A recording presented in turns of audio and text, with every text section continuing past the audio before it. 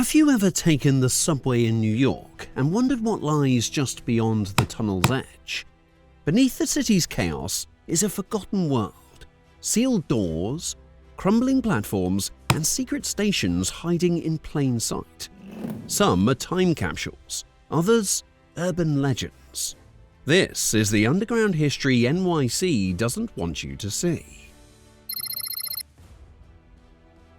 Most people think they know the New York City subway. The chaos, the noise, the rush hour battles for a seat. But what if there's a second subway map, a ghost map that never shows up on official guides or MTA posters? One that charts the stations we've left behind. Stations with platforms still intact, turnstiles rusting in silence, and tiled walls faded by time, not foot traffic. These are the ghost stations of New York, phantom platforms buried beneath streets you've walked 100 times. Some were shut down when routes changed, others were abandoned when newer, faster trains couldn't fit the old curves. A few were sacrificed to politics, budget cuts, or wartime secrecy. And some were simply forgotten, sealed off like a chapter the city no longer wanted to read. They're still down there, still real. And in this video, we're peeling back the layers of concrete and history to visit 5 of the most intriguing. From the jaw-dropping architecture of the old City Hall station to the mysterious Track 61 beneath the Waldorf Astoria. Each stop on this hidden line reveals another secret the city's been keeping underground. Because in New York, even silence echoes with stories. If ghost stations had royalty, City Hall Station would wear the crown. Tucked beneath the southern tip of Manhattan, it opened in 1904 as the dazzling debut of New York's first subway line. This wasn't just a transit stop, it was a statement, a marvel of civic pride and architectural ambition. Arched ceilings flowed like a cathedral nave, lined with Gustavino tiles that shimmered under the glow of brass chandeliers.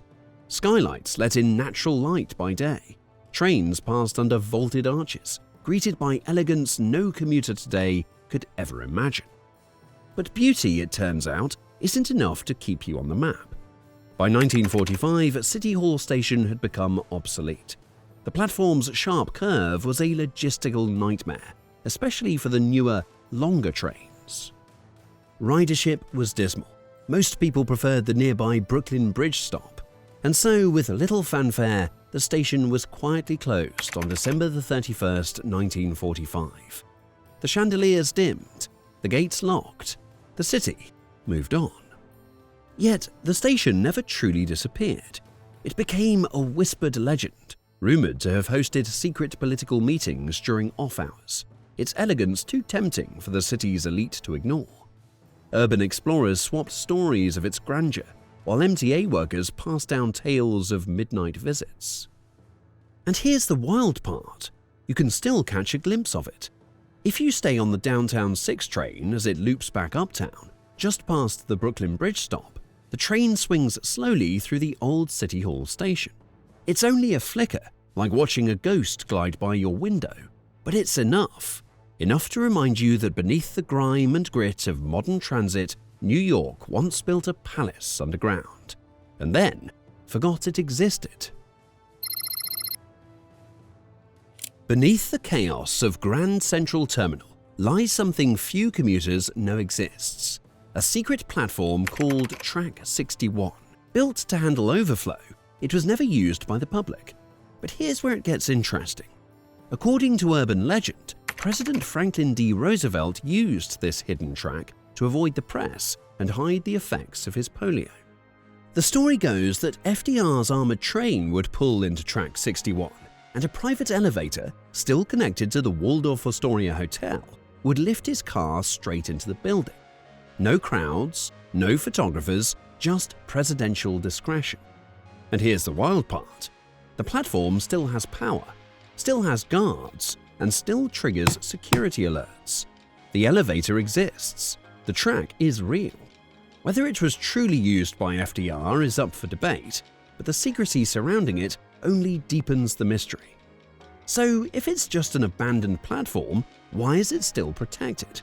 Maybe some parts of New York's past were never meant to be public. So why build a platform and then abandon it? Well, that's where history starts to blur into myth. Is it true? Parts of it, yes. Track 61 exists, so does the elevator. But whether it was regularly used by Roosevelt remains up for debate. What we do know is that the lower level still has power and still triggers security alerts. Urban explorers have tried and failed to sneak in. The question is, why such tight security for a platform the public has never used? Imagine riding the subway through Lower Manhattan, staring into the dark tunnel between stations and catching a quick flash of tiled walls, an old platform, maybe even a faded sign. That's Worth Street Station, hiding in plain sight since it was shut down in 1962. Opened in 1904 as part of the city's first subway line, Worth Street was once a routine downtown stop. But as the system expanded, it became redundant, sandwiched too closely between Canal Street and the Brooklyn Bridge. It was easier to phase it out than to upgrade it, and so it was quietly closed, sealed off from the public, and left to fade into the background. And riders today still ask, did I just see something back there? Yes, you probably did. Worth Street still lingers in the dark. Deep beneath Brooklyn, at Nevins Street Station, there's a strange presence of commuters rushing past every day without even noticing, a ghost platform wedged between the regular tracks. It's not just abandoned, it was never finished. Originally intended to be part of an ambitious express expansion plan in the early 20th century, this middle platform was built in anticipation of a line that never came. Budget cuts, construction complications, and shifting transit priorities left it incomplete, an orphaned piece of infrastructure frozen in time. Today, it's sealed behind heavy metal gates, dimly lit and dust-covered. Only maintenance workers and subway insiders ever see it up close. Among them, it's earned the nickname the mouth of the system, thanks to its eerie layout that seems to swallow light and sound. What's stranger than a station people forget? One that was never truly born. And it makes you wonder, how many unfinished pieces of the city lie buried just out of sight? Hidden above the Broadway station in Williamsburg is one of New York's strangest secrets. South 4th Street Station, also known as the Subway to Nowhere. Built during the 1930s as part of the Grand IND Second System Expansion Plan, this station was supposed to become a major transfer hub, connecting Brooklyn to new lines stretching across the city. But then World War II hit.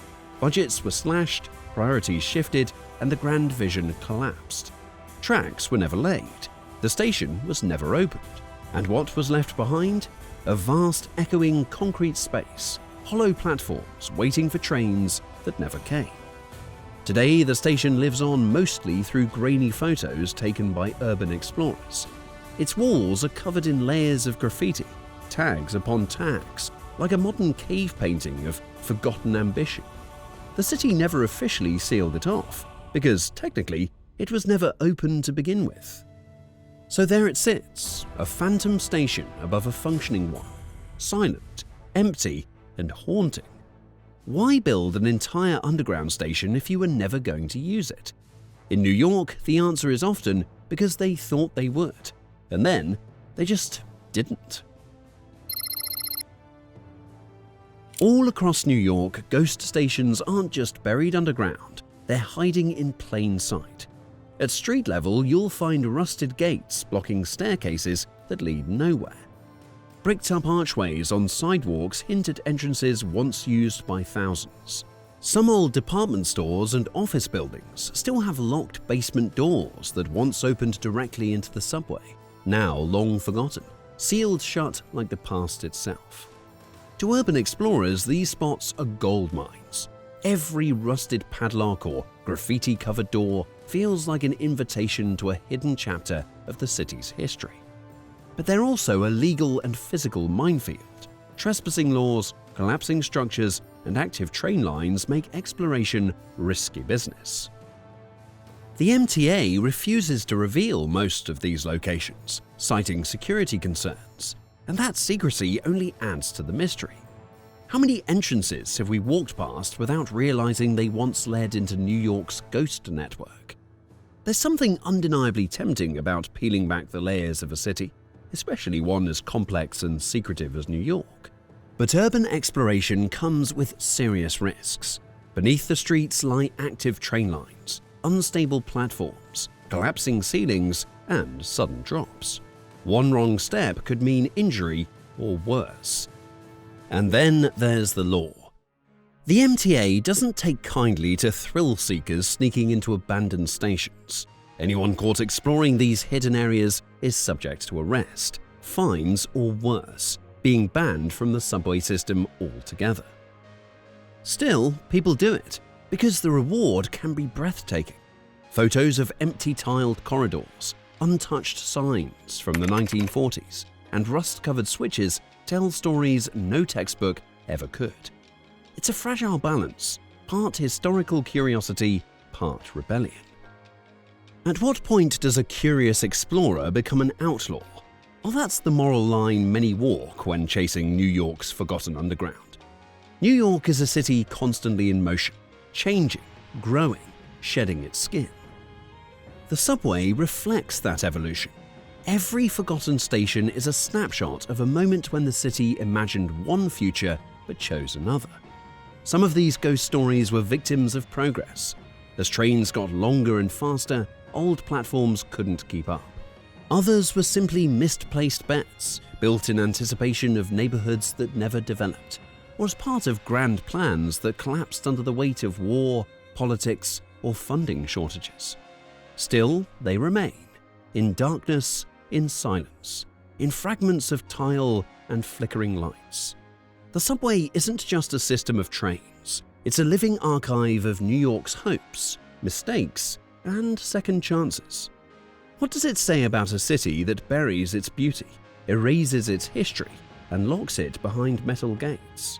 Maybe that it's still learning how to carry its past while chasing its future. And that's all about it. If this journey underground sparked your curiosity, drop a comment. Which city's secrets should we explore next? Because every metropolis hides something. But we're not done digging yet. Because next time, we're heading to London to uncover a towering mystery in the heart of the city.